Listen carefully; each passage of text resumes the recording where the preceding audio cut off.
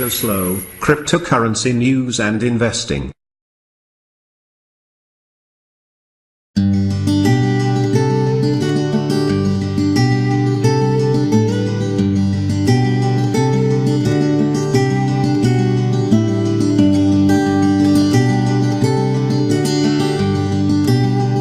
Hello, and welcome to the final lecture of the series on Bitcoin and cryptocurrencies, titled, perhaps appropriately enough, The Future of Bitcoin.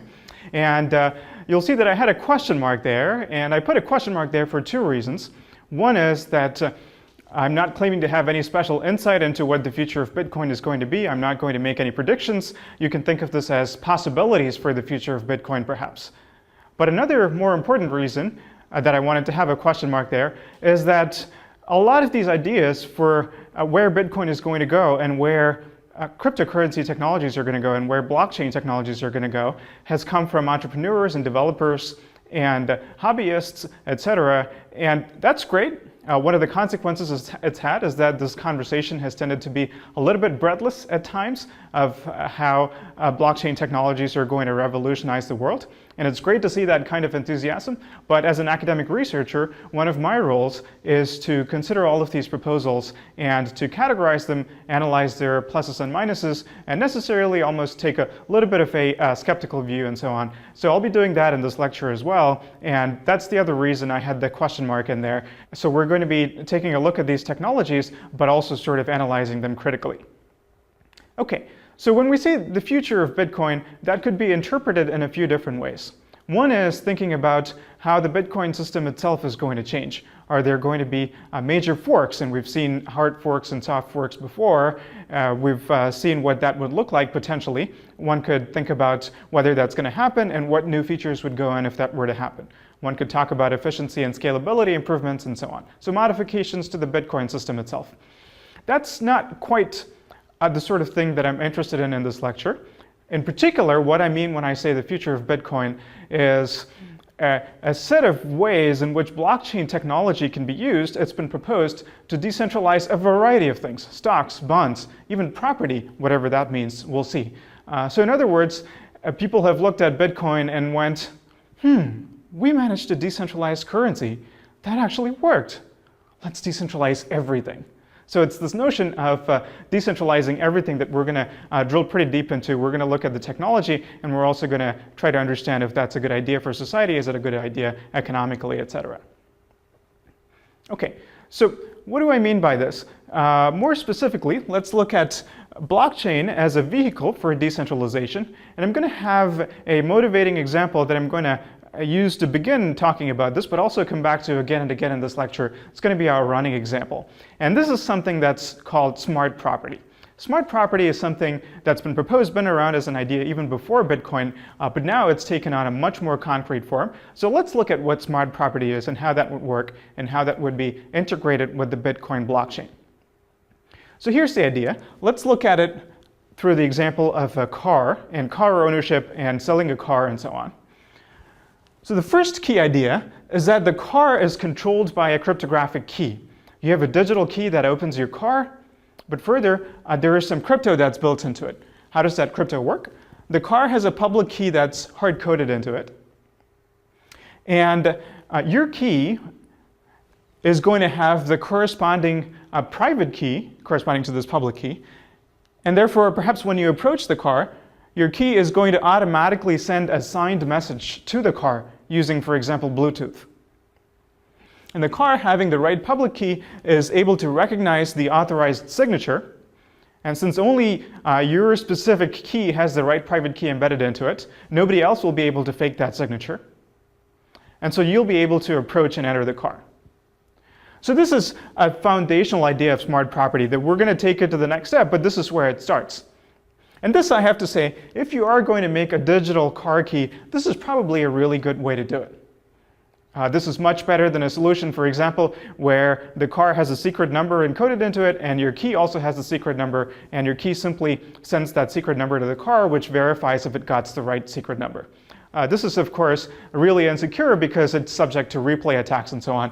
But instead, an asymmetric cryptography-based solution is a good way for authorizing the owner to enter the car. So let's assume that we have a car that works in this fashion. What can we do with this? In particular, what does it mean to integrate this with the blockchain? Let me show you. So the next step in this design is that instead of having this public key hard-coded, what this car is going to do is it's going to dynamically update its public key based on what's going on in the blockchain. So what does that mean? When the car rolls out of the factory, it might have a particular transaction in the blockchain hard-coded into it, with the understanding that whoever owns the private key corresponding to the output address of that transaction basically controls the car. So in other words, the public key that the car uses to authorize the right owner corresponds to the public key that's the output address of this Bitcoin transaction. So you'd have to have some specific types of crypto to make it work. The signature scheme that the car is using should be the same as the signature scheme that Bitcoin uses and so on. But those are technical details that we can assume can be easily worked out. Right. And the car, you have to assume, is running a Bitcoin node and is constantly listening to the blockchain and using that to update its key. So how might that work? So this is a block in the blockchain. The next block rolls around. Nothing of particular interest happens. And now we have one more block, but here there's something interesting. We have a transaction in the new block, which consists of transferring this particular transaction to a new address. And that new address, let's say, happens to be the public key of Bob. And so what will happen now is that the car will automatically update its public key upon noticing this transaction to be this new public key. And whoever has the private key corresponding to this public key will now be able to send the appropriate authorized signed message to the car in order to activate it. And that's going to be Bob now. So Bob's key now activates the car, and in this universe, there's no distinction between ownership of the car and the technical ability to open the car or activate the car by sending the right signature. So if we make that assumption, this Bitcoin transaction actually constitutes a change in ownership of the car. So that sounds pretty crazy, but now we're actually going to take it to the next level of technical sophistication. What we're going to do is, it's not enough to just have a way to transfer ownership of the car. For this to be meaningful in the real world, you have to have something that represents what a sale of the car might look like, sale of the used car from Alice to Bob. So what's necessary there? Not merely transfer of ownership of the car, but also transfer of payment from Bob to Alice. Right, but here is the key technical problem.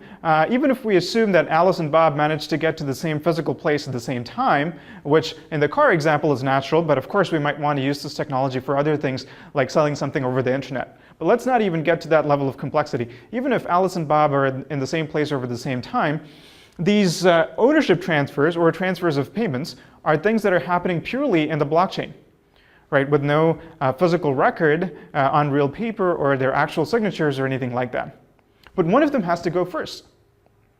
If Alice transfers her car ownership to Bob, Bob might claim that's the end of the transaction and walk away without making the payment. So how will Alice prove to somebody, if she, say, wants to sue Bob, that Bob didn't hold up his end of the transaction?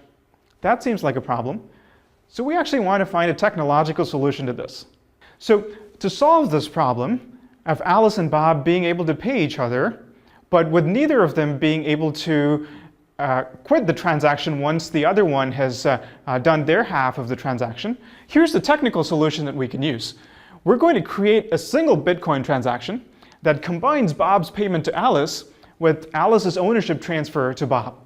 And recall that this is a technique that we've used before. We've used it before in CoinJoin to create a single transaction that combines different parties' funds together to get it out in a different order. And we're using the same technique here. Now, this transaction has two inputs and two outputs. The first input and the first output corresponds to what the car understands to be representations of ownership of the car. But the second input and the second output correspond to the Bitcoin payment that Bob is making to Alice in exchange for the car. Now, to be sure, this input and this output will also correspond to actual Bitcoin value, but it will be minuscule Bitcoin value, probably a Satoshi, probably something very little, so it doesn't really matter. The only financial aspect of this transaction that matters is this input and this output that will correspond to the car payment. So as we saw in CoinJoin, you can create a transaction like this, and both parties can separately put their signature on it. So that's exactly what Alice and Bob will do. It no longer matters if they're in the same physical place or not. One of them will construct the transaction, sign it, send it to the other, and the other party will not be able to change any of the parameters of the transaction without violating the first party's signature. And so the only option that the other party has is either to quit the transaction, in which case no transfer has happened, either of ownership or of payment, or to put their own signature on the transaction and to broadcast it to the blockchain. And once it gets confirmed to the blockchain, when it has 6 transactions or whatever number that the car is looking for in order to signal a transfer of ownership, both of these will happen simultaneously. The car will switch owners, at least in the sense of who can control activation of the car, as well as money will switch hands.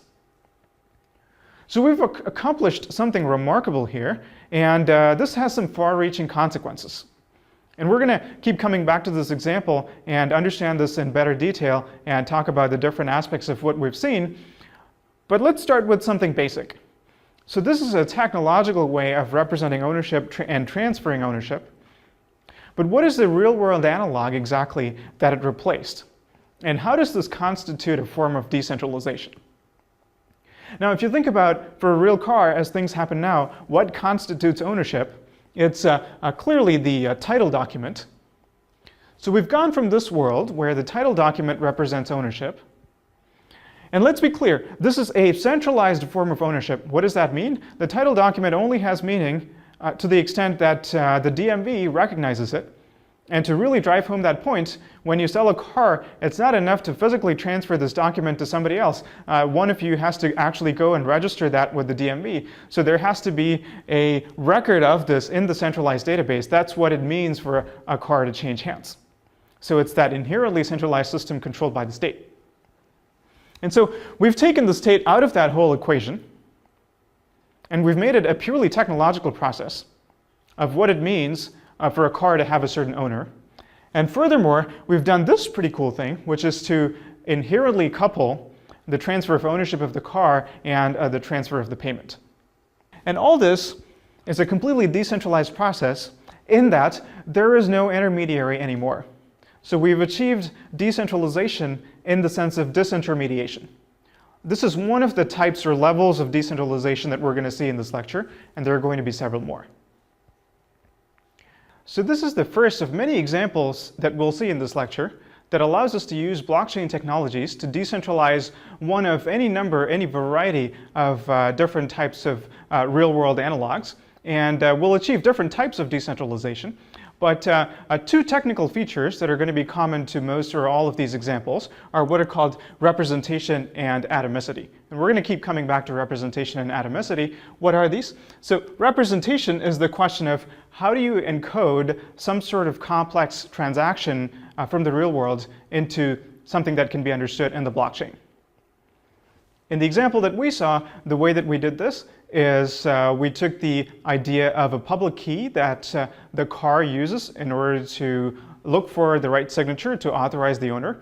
And we simply represented that public key as a Bitcoin address. So we sort of used this hack, this equivalence, to solve the problem of representation. Atomicity is the other technical concept, which is how do you couple the different sides of a transaction so that they all have to happen together or none of them at all.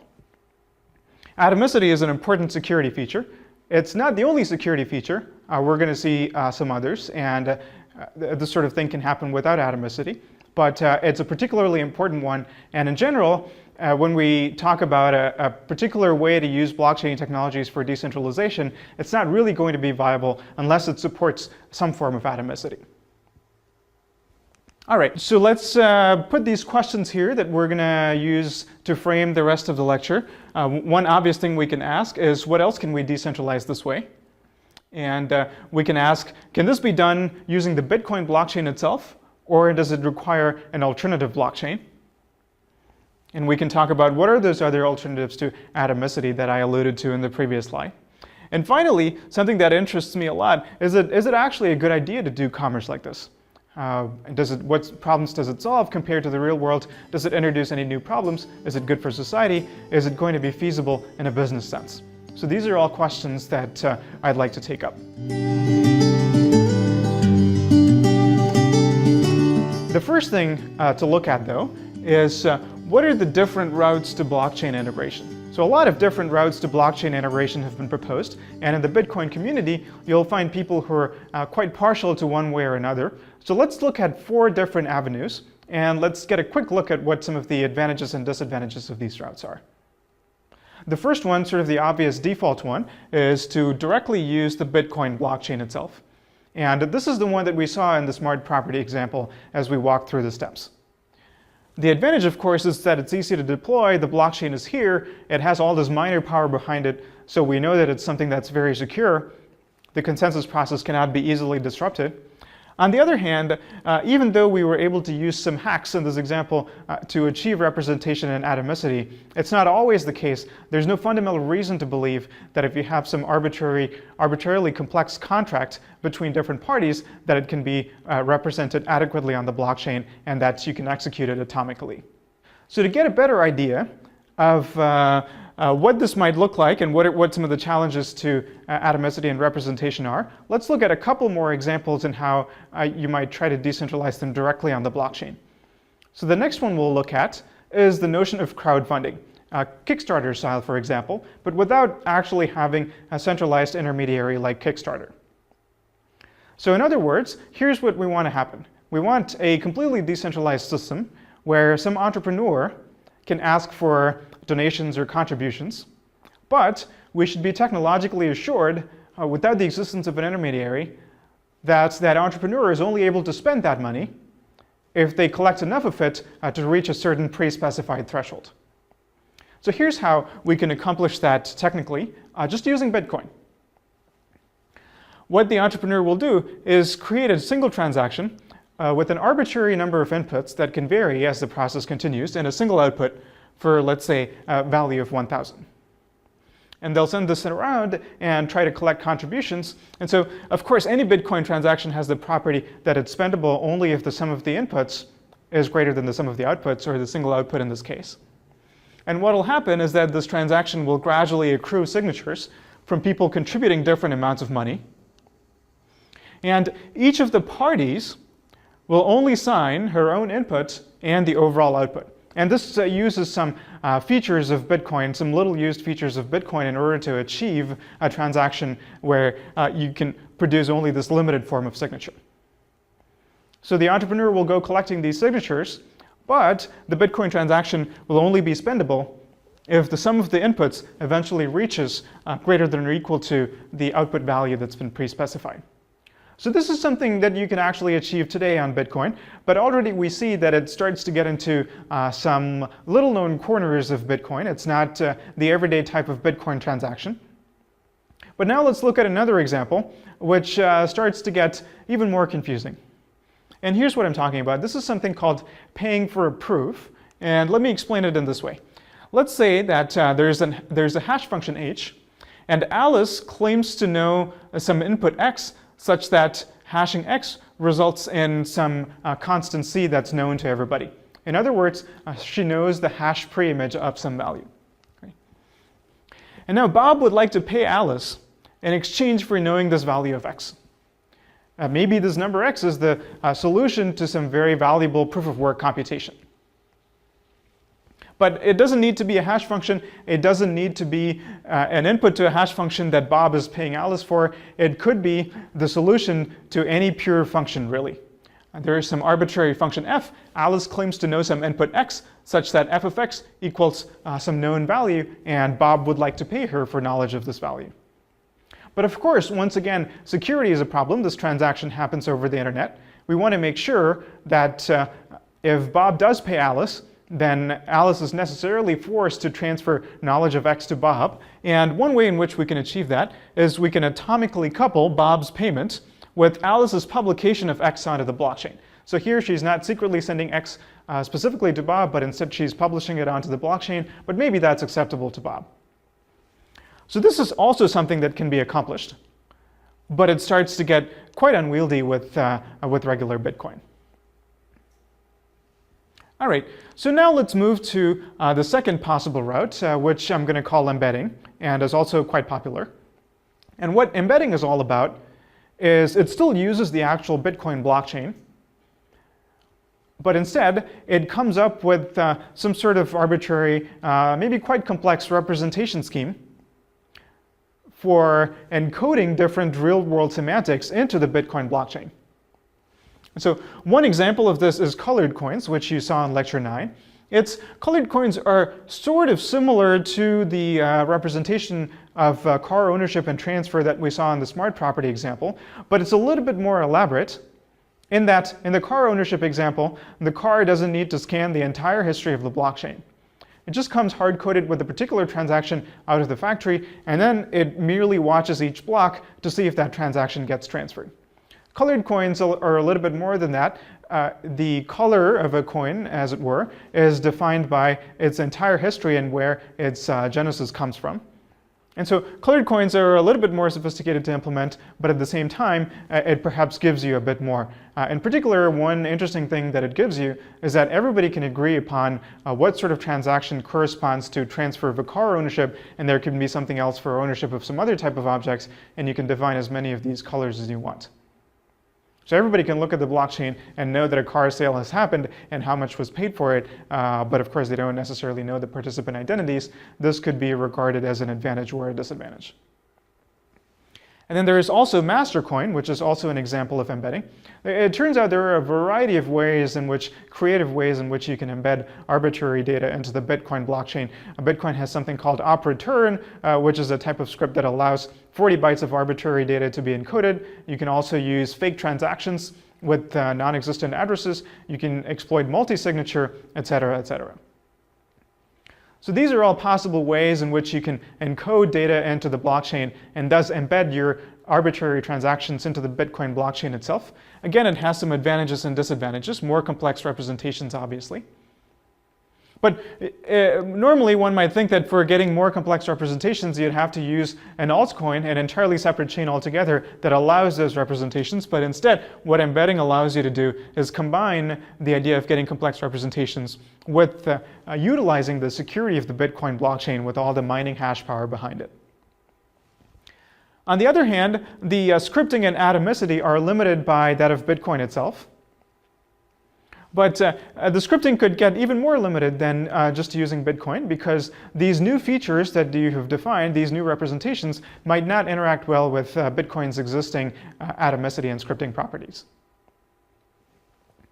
Another thing to think about is that it results in unwanted transactions in the Bitcoin blockchain. Now, unwanted is a contentious word. This is a controversial property. Some people say that this is just fine, but some people say that you're using the Bitcoin blockchain for unintended purposes, for purposes other than currency, and so they try to discourage this kind of use.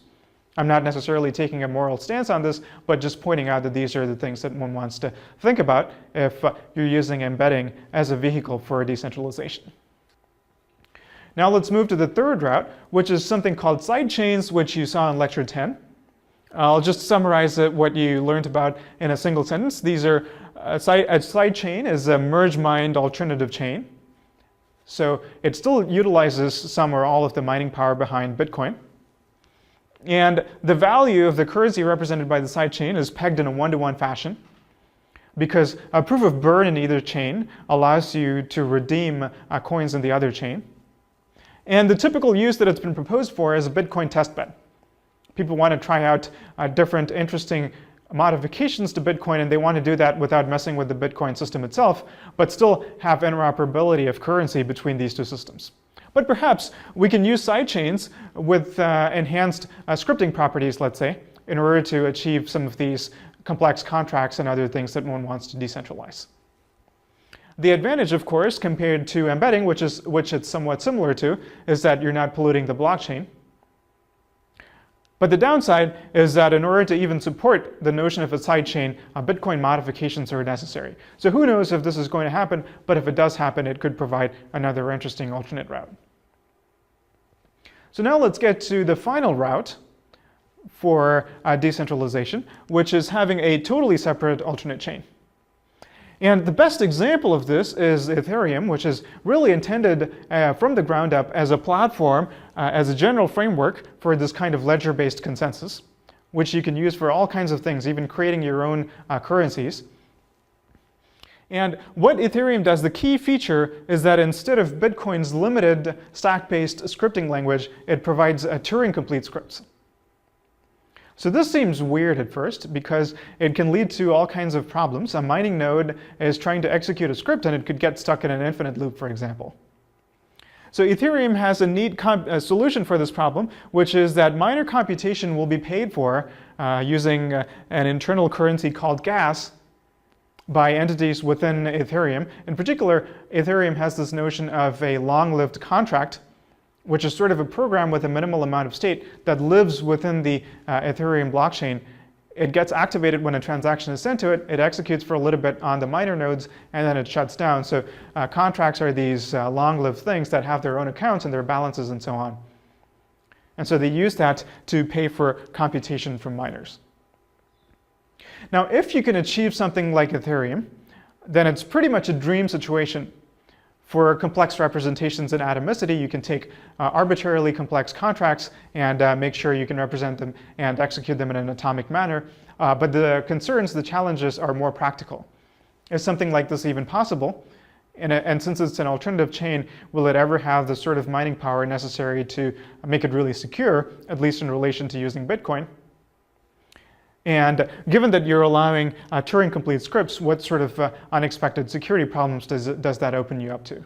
So those are the things to think about when one is talking about a totally altcoin-based solution like Ethereum.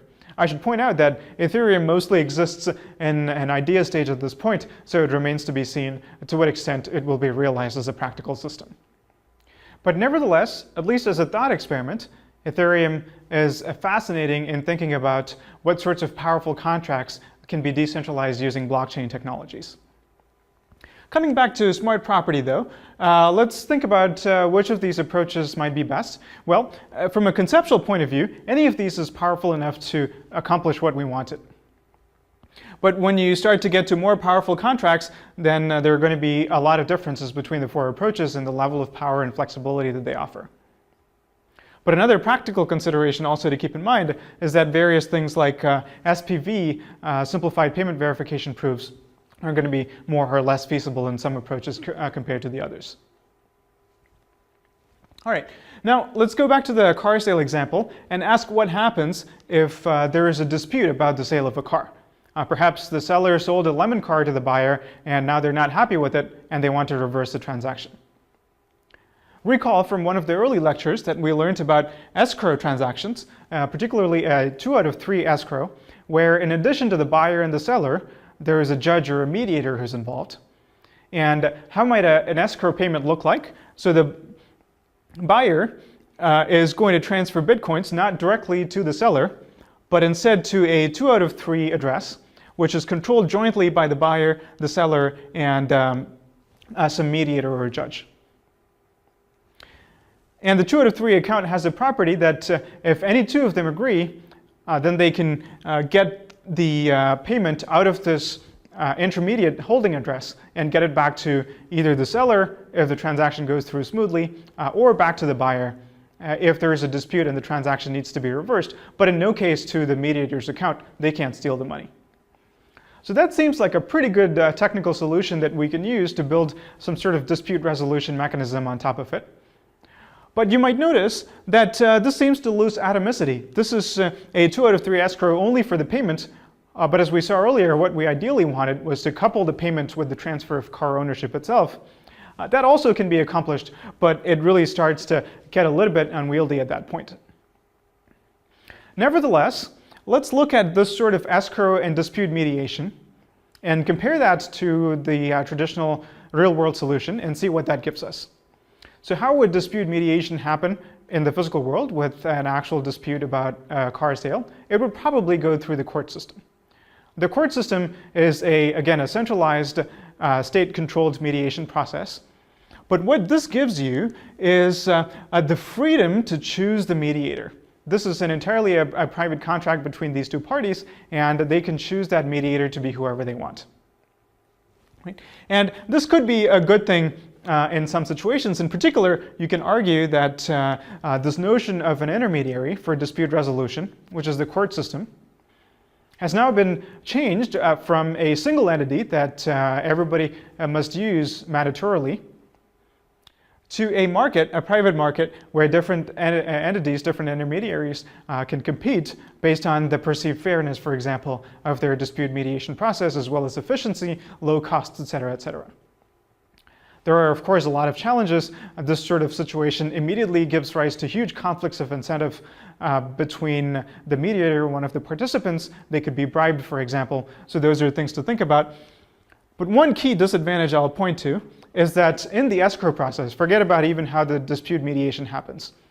In the escrow process that you must use in Bitcoin to even enable dispute mediation to take hold, you have to tie up the funds for the period during which either of the parties is allowed to dispute the transaction. And that's a little bit of a problem. It's not a problem that you have in the traditional system. And the reason for that is that in the court system, if there is a dispute and one of the parties refuses to pay up, you have law enforcement. You can go after them. You have their identity. And that's something that's lacking in this system as well as in any of the alternative routes that we've looked at in order to achieve decentralization. And we'll return to this point again. But the broader point I wanted to make here is that while earlier we saw an example of decentralization through disintermediation, completely getting rid of an intermediary, this is also a different form of decentralization, but it's not disintermediation. Instead, we've replaced a single mandatory intermediary with the freedom to choose your own intermediary. And we've seen this before. We've seen this in a different context. In a previous lecture, you saw the notion of decentralizing prediction markets. And what we did in that situation is also we allowed, instead of a single party like Intrade running everybody's prediction market, we said anybody can now start a market. Let's really lower the barrier to entry. If somebody wants to run a prediction market for the next presidential election, go for it. Someone else wants to run a prediction market for the Super Bowl, they're free to do so. In fact, multiple people can run different prediction markets for the same event. There's nobody stopping them. So you have this competitive market for intermediaries. So that's another sense of the word decentralization. Okay, so let's put what we've seen in a spectrum. On the one end, in terms of the most centralized system as a single mandatory intermediary, we also just looked at multiple competing intermediaries. And there's one more intermediate step, which I'm calling a threshold of intermediaries. We haven't looked at that so far. We'll see that near the end. But finally, what we started out seeing with smart property is complete disintermediation, no intermediary. So I would put all of these on a spectrum. It's not completely distinct categories, but it's useful conceptually to sort of think of them that way.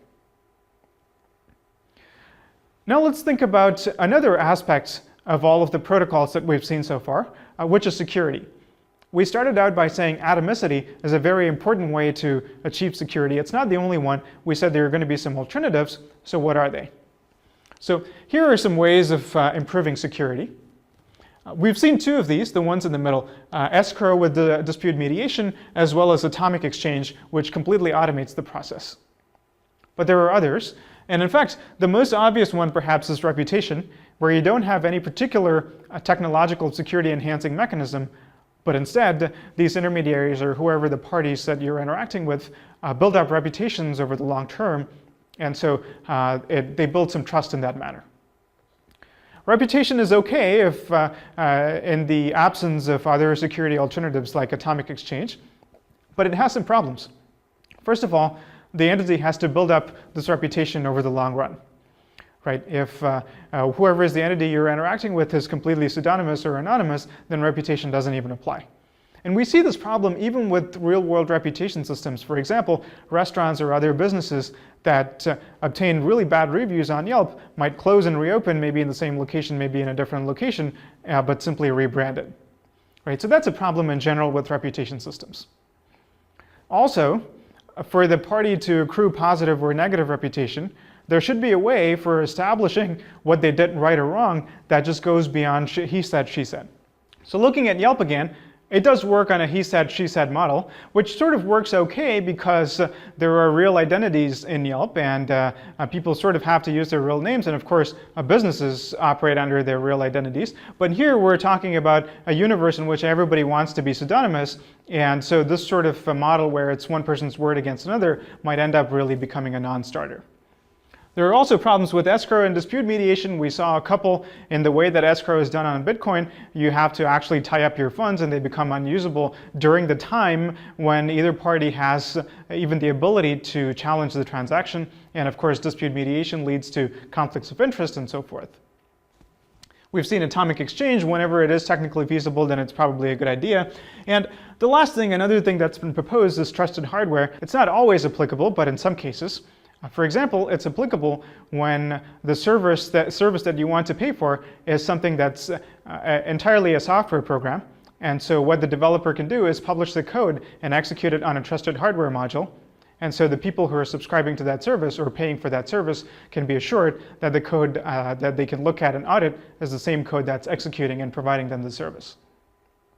But what is really common to all of these ways for improving security in terms of the blockchain-based decentralization paradigm is that ultimately there is no real-world enforcement, there are no physical identities, there's no law enforcement, there's no going after people, and so that means two things.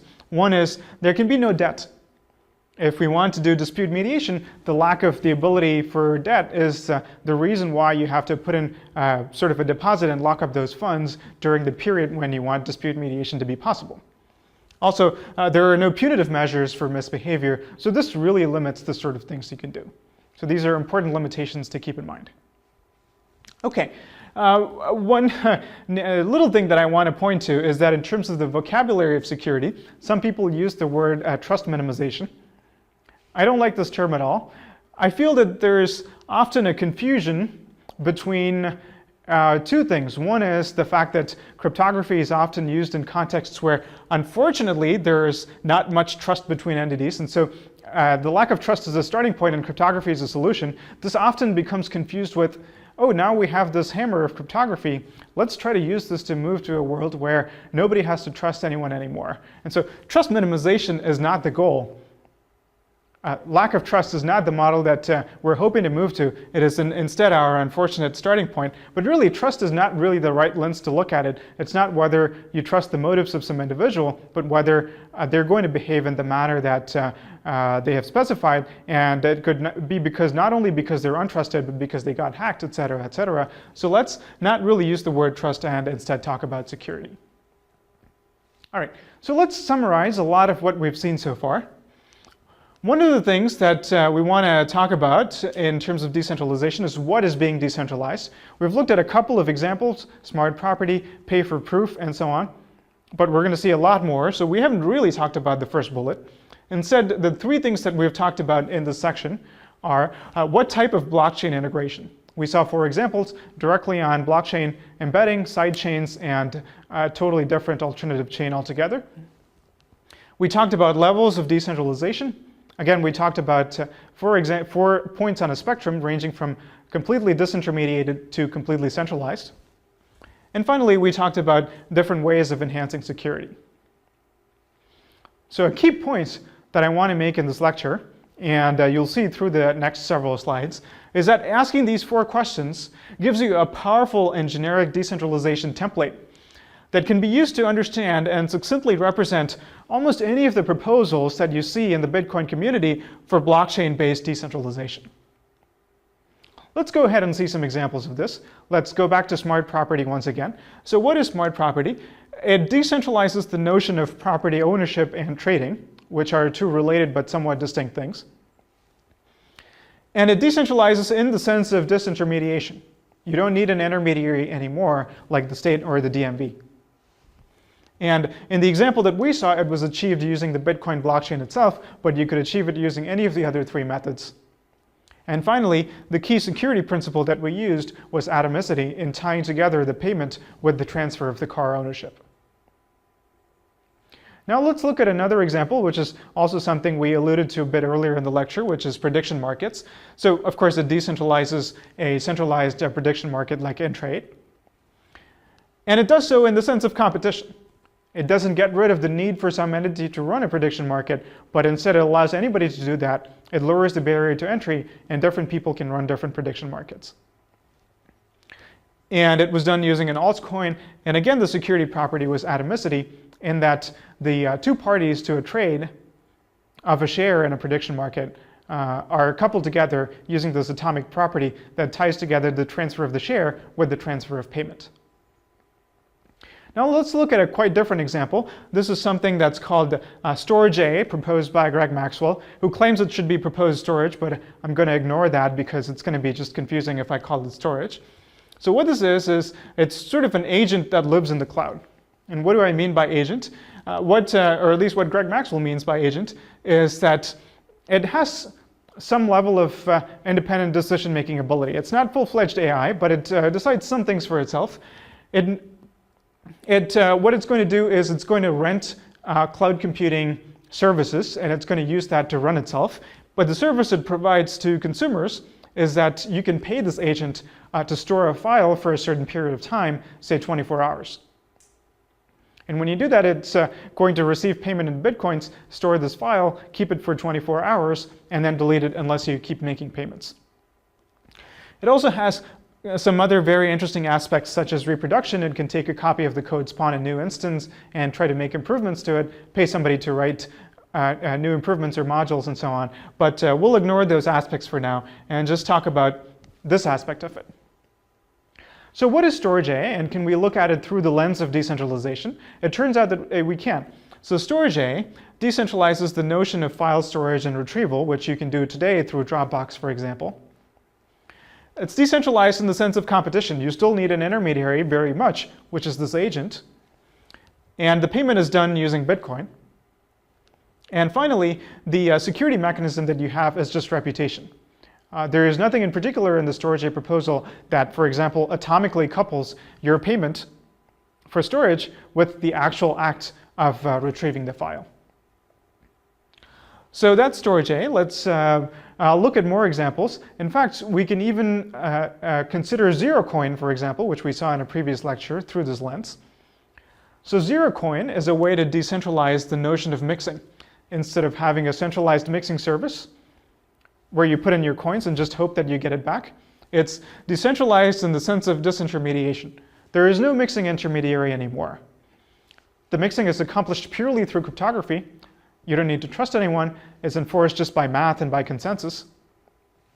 And it's done using an altcoin. It's not quite compatible with Bitcoin unless there is a fork to Bitcoin. And the security property is atomicity. What does this mean? The notion of burning a base coin in ZeroCoin and actually getting a ZeroCoin in exchange for it are atomically coupled through the same transaction. And the same goes for later redeeming a ZeroCoin. And that's where the security comes from. That's why you don't need to trust anybody. And that is, of course, accomplished through zero-knowledge proofs. So we've seen this powerful template that incorporates these four factors. And we've seen some examples of how systems that we've already looked at fall into this pattern of decentralization. In the next part of this lecture, we're going to look at a variety of new examples of things that people have proposed can be decentralized using blockchain technology, and we're going to use this sort of template to analyze them.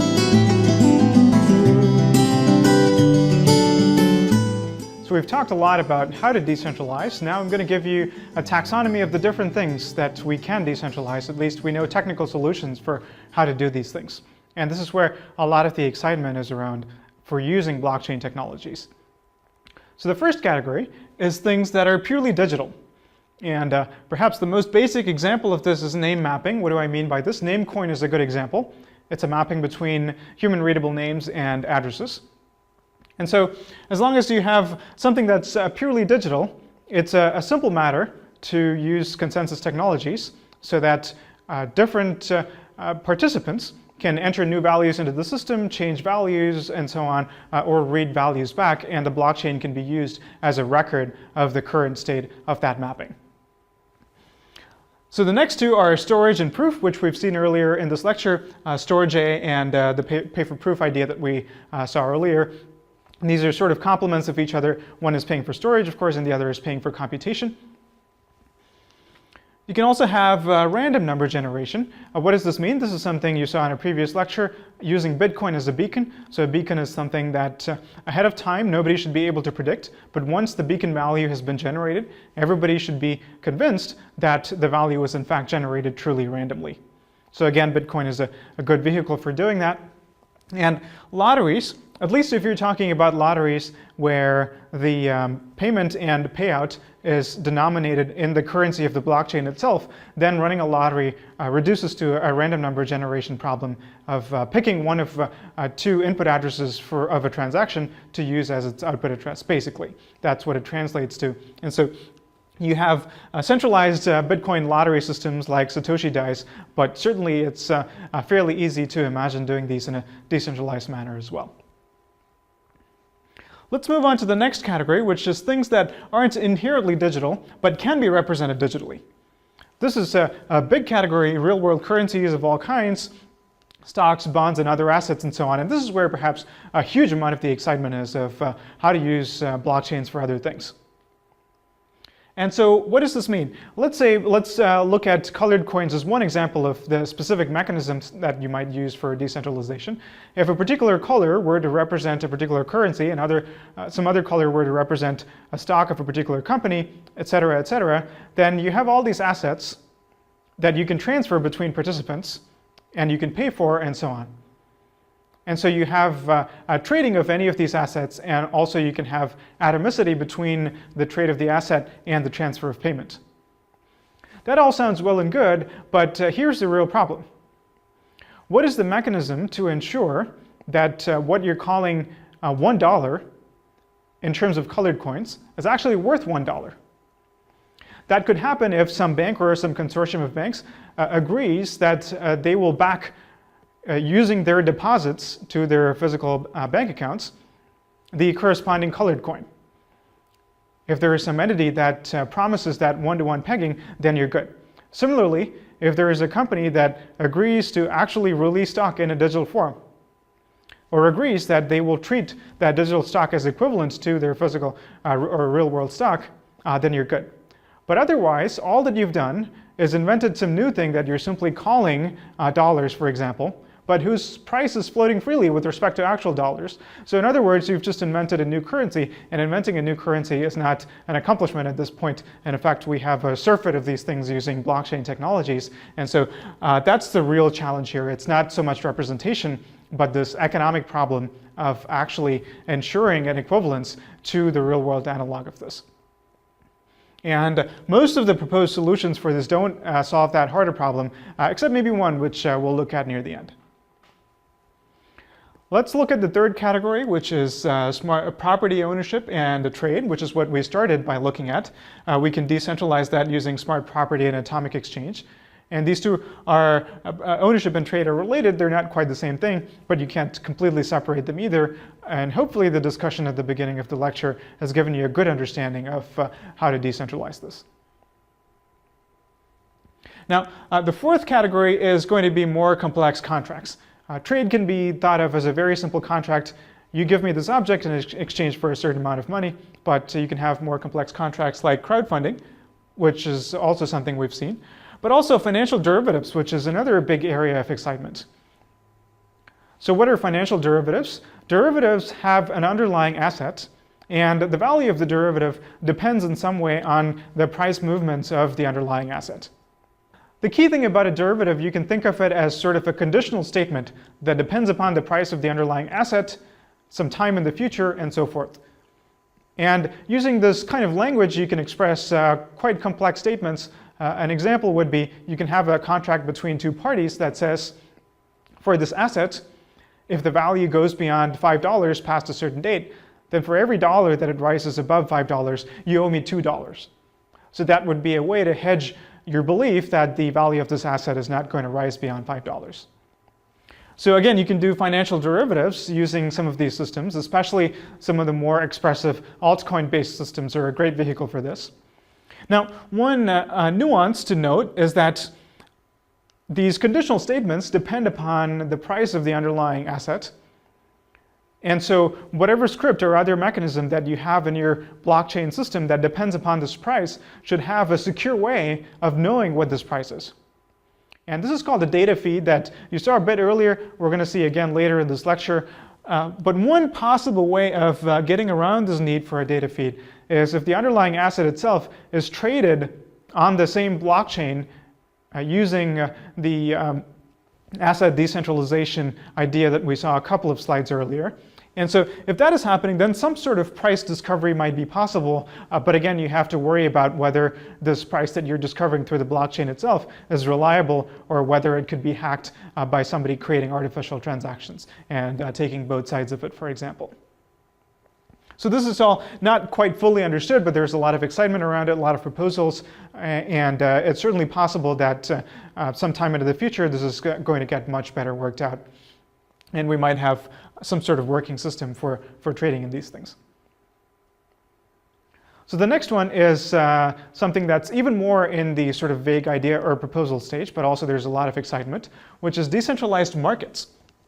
So let's talk about markets and auctions for a second. Let's forget about decentralization. Let's look at some real-world examples of things that act as markets and see exactly what features they provide in order to gain a better understanding of what it means to decentralize them. In fact, let's look at 4 examples. A used bike store is basically where you go and sell your bike, and so you have a separate transaction with them selling your bike for money, and then they have a separate transaction with somebody else reselling that bike, and you don't directly interact with the person who eventually rides away with your bike. So that's one model. Another model is eBay, which only matches participants and routes payments. PayPal is a payment processor.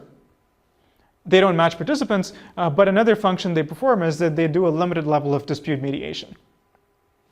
And finally, you have the Craigslist model, where they're not actually involved in the exchange at all in any way, except for matching participants together. So we've identified several different functions that these markets give participants, and let's see what we know so far about how to decentralize each of these functions and what to do about the rest of them. So the most obvious one is payments, and of course we have cryptocurrencies for doing those. We have transfer of actual goods, which we can use smart property for. And further, we can leverage atomicity to couple the transfer of ownership of goods with the transfer of the payment. And we know how to do a limited form of dispute mediation using this escrow process. But what we've not seen so far at all is how to match participants who want to take different sides of a trade. And that's what I want to tell you about now. So now I'm going to show you a not fully fleshed out idea, but hopefully enough to give you an intuition, an idea for how to do this kind of decentralized matching. Let's go back to the car example. Let's say Alice wants to sell a car. What she's going to do is she'll create a transaction, a partial transaction, not a fully complete one yet, that contains the necessary information for a transfer of ownership, as well as the sale price that she wants, the minimum price that she'll accept, and broadcast it onto the network. It's not a complete transaction yet. It won't get onto the blockchain, but it will get broadcast nevertheless. Now, the counterparty, someone who wants to buy the car, is going to find the transaction, determine that it meets their criteria for a car that they want to buy. Perhaps this transaction has encoded information that has a web page, or just within the encoding itself, all the things you need to know about the car that you want to buy. So as I said, it's not a fully fleshed out idea. So this counterparty completes the transaction, they assign it, and then they broadcast it once again onto the network. At this point, the transaction is complete. It has all the information that it needs to get onto the blockchain, and so the transaction is automatically complete. Of course, this is a bit of a crude idea. It's hopefully enough for you to get the picture. One wouldn't necessarily want to do it this way. For one, it's very inefficient. Every partial transaction that represents somebody wanting to sell something needs to be broadcast to everybody in the network. But other than that, there's not a whole lot of control in the matching process. But it's something. It's a basic way to decentralize this idea of a buyer finding a seller. There is a variant you can use, which is that instead of partial transactions being simply broadcast onto the peer-to-peer network, you can have partial transactions under your chosen representation, but nevertheless are complete transactions in terms of the underlying encoding onto Bitcoin. And so you can have these offers for the car, for example, be an actual complete Bitcoin transaction that gets onto the blockchain. And so only when it gets into the blockchain will it get noticed by potential sellers, and then they will continue to process that and take it to the next stage. A variant of this is the auction, where you create your transaction in such a way that the buyer cannot simply complete the transaction, broadcast it onto the network, and finalize it. Instead, what they'll have to do is they'll have to assign it and then return it back to the seller or the auction creator, who will then further need to sign the transaction in order to be fully valid to then complete that transaction. And this allows the seller to acquire different bids from different potential buyers and pick the one that she likes best. Another interesting variant of this is the double auction.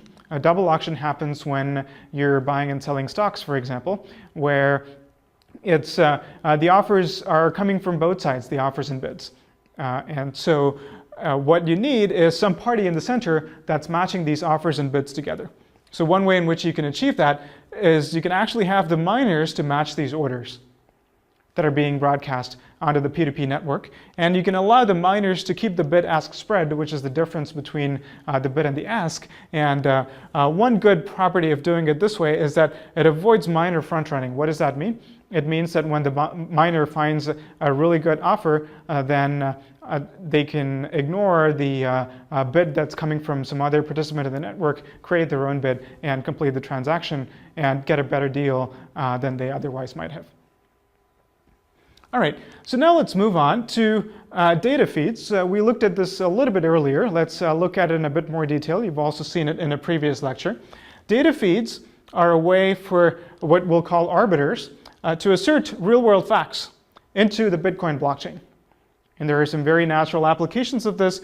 If you have a feed of price movements that allows you to implement derivatives, if you have feeds representing outcomes of events that allows you to implement prediction markets, and so on.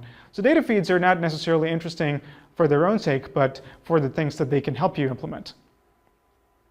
So allowing these arbiters to to assert these facts is already a step better than having a single designated entity that's going to create all of these data feeds. So this is a form of decentralization in the sense of competition between arbiters. And this is what we saw in the example of decentralizing prediction markets. There are also other means that one can use in order to improve security here. You can use trusted hardware. For example, you can write a script that parses finance data, for example, from finance.google.com and uses that to create a data feed of stock movements. And what you can do is you can put that on trusted hardware so that anybody can verify that the script is actually doing what it's claiming to do. This still leaves other things that you have to take on trust. For example, that Google is not lying to you, or somebody is not tapping the connection between the script and Google. You have to rely on HTTPS for security, et cetera, et cetera. So those are not perfect solutions. There are no perfect solutions here. Ultimately, data feed require somebody to actually do the act of importing from the real world into the blockchain. But here's something interesting we can do. With data feeds, we can have a threshold of different arbiters. And that's particularly useful because inherently there are big incentives to lie for these arbiters when the data feeds that they're putting onto the blockchain affect the outcome of contracts, for instance. So what do I mean by a threshold of arbiters?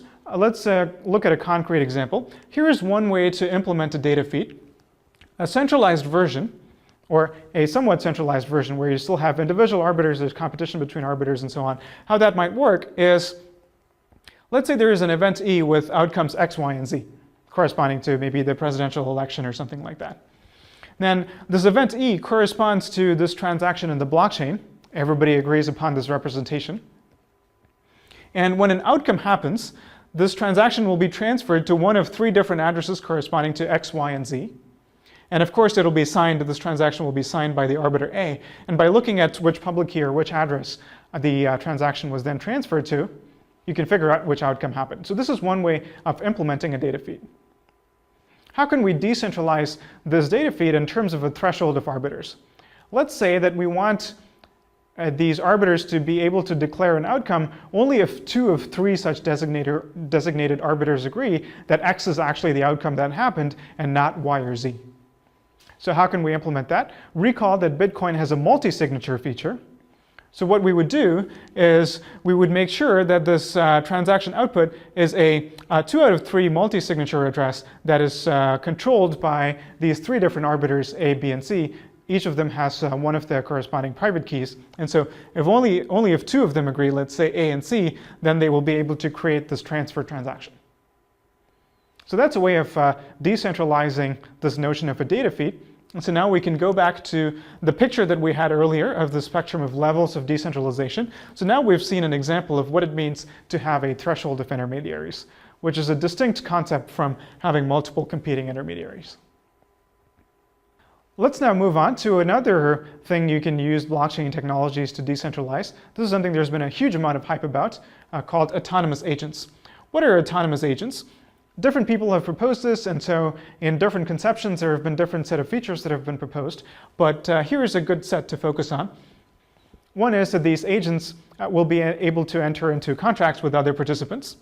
They will have data feeds from the real world as a way of having real world input into these contracts. And these agents might perhaps have shareholders or some other manner in which humans can vote in order to change the rules by which the agent operates. So that's a key distinguishing factor from many of the ideas that we've seen before. And some variants of this notion of an agent also has some idea of reproduction, mutating the code and improving with time, etc. This is, again, a quite hypothetical concept. There are a number of challenges to realizing this in practice. One challenge is going to be, is this agent something that needs to keep private state? Or is it something that will purely execute on a transient basis on the minor nodes? And if it does need to keep private state, where is that going to come from? And how can we decentralize that? Is it even meaningful to talk about decentralizing it? Another challenge is this funny problem of sort of a hostile takeover. If there is this notion of voting to change the rules, then is it possible that whatever constitutes shares of ownership of these agents, somebody could buy it up, acquire 51% of the shares, and then vote to change the rules so that all of the agents of the asset, for example, will be transferred to this party who's doing the hostile takeover. And is this a problem? Should there be defenses against this? So there are a number of open questions here. I will make one point, though. People call these decentralized autonomous agents, the decentralized vision or the version of this. They also call it decentralized autonomous corporation. This is not a technology that I like very much. I feel that this vision of decentralized agents misses all of the important or salient features of a corporation, which is all the legal backing that goes into it. And so gives it a certain kind of rights and responsibilities in the real world, whereas we're in this parallel universe where everything has to be defined and enforced by technology. So I don't feel it makes a lot of sense to call it a corporation. Agent is the term that I prefer. All right, here's the final category that I want to tell you about. And this is quite interesting because at first sight it might look like there's really no way of achieving decentralization here. So what are we talking about? Exchanges. What do I mean by exchanges? It's all well and good to represent some sort of colored coin, for example, as representing US dollars and then to trade that. But ultimately, if you want actual exchange between whatever you're calling US dollars and real world US dollars, you need something more. And that can be illustrated using this problem. Alice would like dollars in exchange for Bitcoins, and Carol would like the opposite. It seems like they should be able to trade with each other. But there's no real way of doing it over the internet in a situation where they don't trust each other, because one of them has to send the other Bitcoins and then hope that this person is going to mail them cash or use PayPal or whatever other way of transferring real money. What do we do about this? Well, maybe they have a mutual friend, Bob. Then this simplifies things a lot. What they can do is Alice can have a separate transaction with Bob. And since Alice and Bob are friends, Alice can send Bob Bitcoins and trust Bob to send dollars over some other mechanism, or even meet in person later and send dollars. And then Bob can do a similar transaction with Carol. So this intermediary has neatly solved the problem. But this still seems to have a lot of limitations because they need to have this mutual friend with each other. What if they're on opposite sides of the world? So here's how we can solve that. First of all, we can make this a bit more efficient. Instead of calling this a transaction where Alice sends Bob Bitcoins and Bob sends US dollars back to Alice, what we can say is that Bob simply sends Alice some kind of digital token representing the fact that he now owes her some amount of money, let's say $100. And we know really well how to do this. This is exactly the same as some sort of digital asset. We know how to represent this in a variety of blockchain-based technologies. And similarly, Bob can have this transaction with Carol. So the only thing that would actually happen is Bitcoins changing hands, as well as this new relationship of debt being represented in the system. So this gives us a starting point. For scaling this up to an arbitrary scale, even to the scale of the whole world, let's imagine a social network that represents the trust relationship between all pairs of friends. And so what could happen here is there could be a complex chain of interactions through which a node here exchanges Bitcoins with a node here in exchange for US dollars or whatever currency, and it would simply be represented in the system as a series of IOUs. And what would make all this work is that in the system, pairs of friends must pre-declare how much debt they're willing to extend to each friend they have. So Alice might be willing to trust Bob to owe her $100 and be confident that he will repay her that amount. She might have a different relationship with Dave and other users and so on. Another neat feature of this whole system is that if there are a variety of these debts that are expressed in terms of the edges of this graph, let's say you have a triangle of users successively owing each other, then you might be able to simply cancel out that debt within the system. And so if you have a reasonable number of trust relationships, and if you have a good amount of liquidity in the system, you might be able to go a long time and keep doing a lot of these transactions and not accrue too much debt overall in the system, because a lot of these debts are going to cancel out in the long run. So that could make the system quite efficient in the long run. So this is a simplified version of what Ripple does. Ripple is what you might call an altcoin, but it's a bit more than that. It has its own consensus mechanism. It's not exactly based on proof of work, but this notion of trust relationships and IOUs is something that's central to Ripple. And what it allows you to do is disintermediate the notion of a currency exchange. So in other words, we've decentralized a currency exchange in the sense of disintermediation using an altcoin. And the key property that we've used, earlier we saw atomicity and so forth, we use none of that here.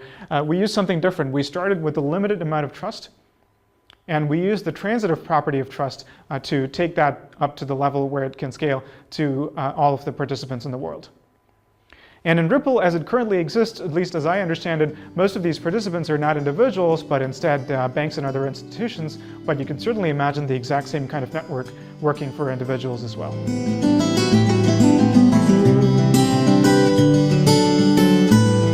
So far in this lecture, we've learned about a fascinating set of technologies for using the blockchain for decentralizing, as you've seen, a whole spectrum of things. And occasionally I've hinted at questions about, when is this a good idea? Is it economically feasible? How does it compare to the traditional centralized system that it's replacing, and so on? But now let's really get into that question. And I've deliberately used the word decentralization and framed it in technical terms and avoided mentioning the political dimension. But now let's be very explicit about that. So what we're really talking about when we say decentralization and replacing these traditional systems is, in a sentence, we're talking about technological, purely or largely technological alternatives to a variety of human institutions, legal and social and financial. Banks, law enforcement, a lot of these centralized service providers for various things, the court system, etc. And so this set of ideas really takes Bitcoin back to its cypherpunk roots. And this was the original dream of the cypherpunks. And now, given that we have the blockchain, a lot of these have started to seem to be much more closely within reach. So let's talk about whether or not this is a good idea. And as usual, let's go back to the car example. And let's ask the question, what are really the problems with car ownership and trade? And when I say problems, I don't mean problems like servicing your car or is your car environmentally friendly, but problems inherent to the notion of ownership and trade that a Bitcoin-based system could potentially improve or conceivably make worse. Right? And so we can identify two concrete things. One is security in the sense of theft. And more generally, we can express this as how to assert and enforce the ownership of the property. And the other one is dispute about the sale terms. Did somebody sell you a lemon car? Or was there a genuine misunderstanding about what you were getting when you bought the car in terms of the condition of the car? And as you might see, both of these, what they have in common is not what happens when everything goes right, but what happens when something goes wrong. And so the real questions that we want to ask are, on these two dimensions, how does the new smart property system or smart property model that we've seen compared to what it seeks to replace? Let's think about this in a bit more detail. Let's talk about the theft problem first. Theft, whether you're talking about theft of cars or in the traditional banking system, security in general has three components, and those three components are called preventive, detective, and corrective. Preventive is when you stop something bad happening before it happens. Detective is when you realize that something bad has happened. And corrective is when you take measures to reverse the bad thing that happened and maybe to also have some punitive measures.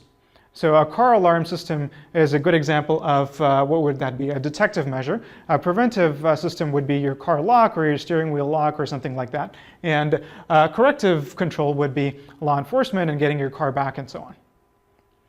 So in the real world, security relies heavily on the latter two, but only a little bit on the first type of control.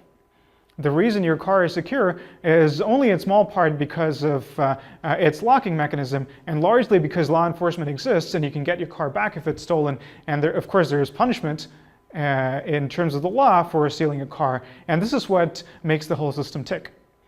If you lived in a completely lawless environment, the idea of parking your car overnight would simply be ridiculous because it would immediately get stolen. So that's the model that we started from. And of course, the real-world solution relies pretty heavily on law enforcement for a number of these things. And we want to move to this smart property-based model, where if you think about it, most of the focus is going to be on preventive measures. Right? Because the notion of ownership becomes almost identical to the notion of who has the right private key to control the car as it's expressed in the blockchain. So it becomes quite hard to imagine how any of these systems would work, at least in the way that we describe things. And this seems like a bit of a problem. We're taking this complex notion of security that relies on several different factors and putting most of the onus on preventive measures. It's actually a bit worse than that, because now we've also introduced the software security problem, the problem of actually keeping your Bitcoin wallet or your Bitcoin key, or the key that controls ownership of the car, secret and protected. So what we have is we have to live with the fact that Bitcoin security is going to be an unsolved problem for the foreseeable future. Why? In part because it's partly a human problem. Software security is partly a human problem because writing bug-free code is something that we've endeavored to get to for decades, but made very little progress. It's also partly a human problem because it relies on users being very careful about security. And what this boils down to is introducing a new problem of software security to the traditional security problem of physical theft of the car. And so if you rely on this excessively, of course, it can cause serious problems. You might end up in a situation where a loss of your key that protects ownership of your car now results in your car turning into a brick. Of course, there are solutions to that. Of course, you can have fallback mechanisms. But inevitably, these fallback mechanisms seem to take us toward intermediaries, toward decentralized systems, and thereby chipping away at the putative benefits of this decentralized model that we moved to. So let's go to the other aspect, which is what happens when there is a dispute about the sale of terms. So as we saw earlier, in the real world, this is resolved through the court system. And this is not only complex, but also fundamentally a human problem, not just partly a human problem, but it's fundamentally a human problem.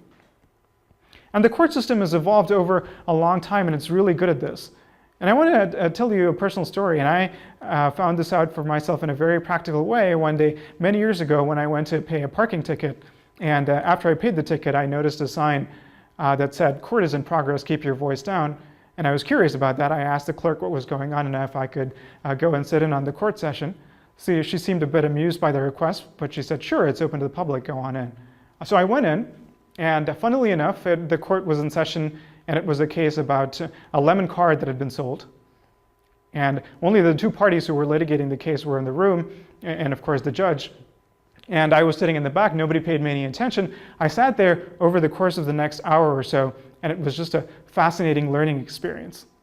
The judge went through the details of every single email that the two parties had sent to each other, probed them for the meaning of what they had had in mind when they said something and how the other person interpreted it and so on, and come to a very nuanced understanding and a ruling of whether or not that sale was legitimate. And I realized at that moment that even legal contract terms, as verbose as they might seem, don't even come close to capturing the complexity of what goes on in a real physical transaction between human beings. And ultimately, you need a very highly evolved dispute mediation process with real experts, like a judge, who are trained to look for these things and study these things to be able to render decisions that everybody is going to accept and be satisfied with. And so in this model, we're proposing that we're going to do dispute mediation in very different ways. And certainly, this new model has certain advantages. You can choose your own mediator and so on. But you have to ask, what are we giving up here? And how big a problem is that going to be? Let me give you one more example of what I mean when I say that security and dispute mediation are human problems. We looked at crowdfunding earlier. And the security property that we wanted was that if a variety of people send money to the entrepreneur should not be able to cash in on that unless the sum total that has been contributed exceeds the pre-specified output amount.